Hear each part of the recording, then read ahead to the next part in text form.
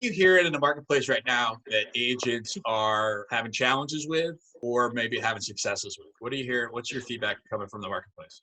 Yeah, I'd say the greatest challenge right now, and it's really been the challenge all year, is finding listings, finding the sellers to meet the demand. That's been the clarion call all year, man. Is where do we get more sellers? And so the agents have really had to try to get more creative. They've just tried to expand their sources a little bit, do some things that maybe they've never done before. And I was just doing an interview with a guy.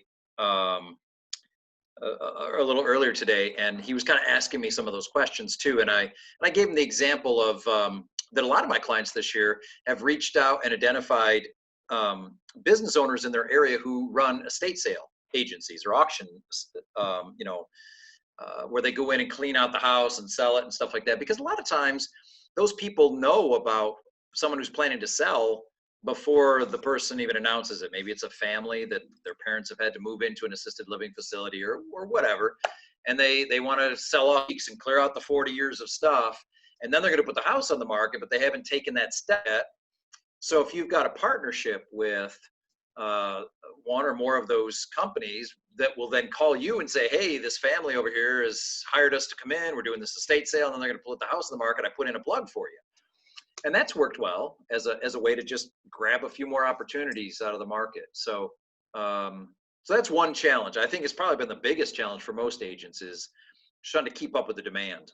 Do any of your clients do FSBOs? Yeah. Oh yeah. Quite a few of them. Yeah. Quite a few run for sale by owners. And, that's a totally different ball of wax. And part of the challenge with FSBOs has been that because in previous years, buyers are becoming more aware of the fact that they can find these people, and so agents are trying to get creative at how do we bring value to a for sale by owner and get them to still be willing to let us help them when the time is right. Right. I find that there's like three types of for sale by owners. There's either the ones that are very prideful, the ones that want to save money, or the ones that are just sort of dipping their toe in the water. Yeah. They feel like they owe it to themselves to try. Yeah. Those are the ones that you want. Yep. 100%. The ones that are really a challenge are the prideful ones.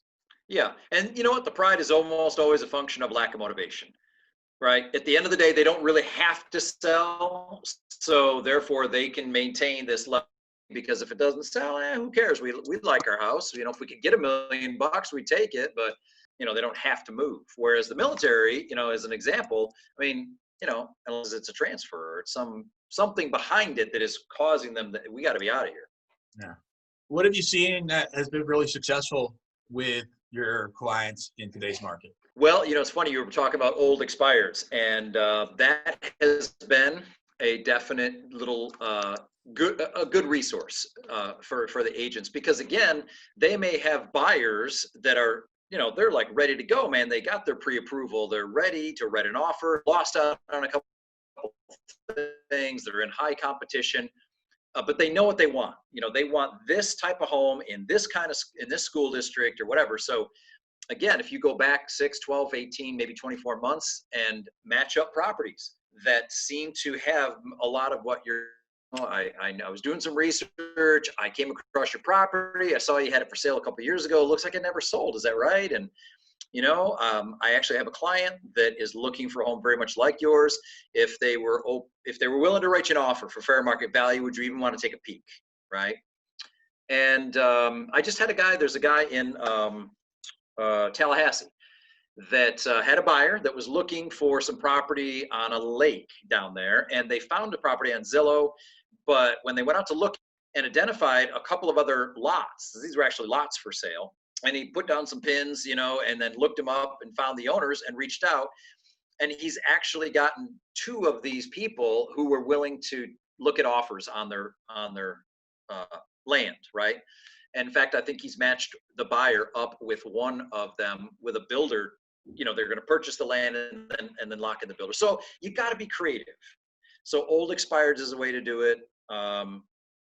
Going back to and I know, Shadrach, for you in your situation, you don't really have a big database right now. So to me, I think, man, take that enthusiasm and that great smile you've got and get out in the community and build a network, connect with people, connect with other business owners, and just share with them. Hey, if you don't have a broker right now or an agent that takes the time to reach out and kind of update you on the market or keep what's going on, man, I'd love to be that person. Is that something? Put them in your CRM, and now they're getting info from you. So I bet you between now and the end of the year, if you really wanted to, I bet you could add 50 people to your database that would be open to that. You know what I mean? Yeah, I mean, if you're looking for builders, I got plenty. Yeah, that's the thing. Just network with someone like Dan or someone else that has been around a little bit that could point you in that direction for sure. But again, it's doing the work, right? It's being willing to go out and go the extra mile and try to do something that someone else isn't willing to do. So that's been the big thing this year for agents they've been willing to go be creative, try something new, be a little bit persistent, get out of their box a little bit. So I think that's one of the trends I've seen, at least with my clients and other agents that I know that have done well this year. March, I've had clients that have they've gotten their kids or maybe kids of people they know to do data entry like that for them. They've shown them how to do it or shot a video to show how the process works, and then they've gotten them to do it for very little money. So I guess that's the thing, is just think about, okay, how can I make this happen? How can I get this data input? How can I take my knowledge of command to the next level? What would have to happen in the next month to really dramatically increase my usability of command? And it may be, you may have a couple hours a week, that may be all you can devote to it, but you'd be that much further ahead.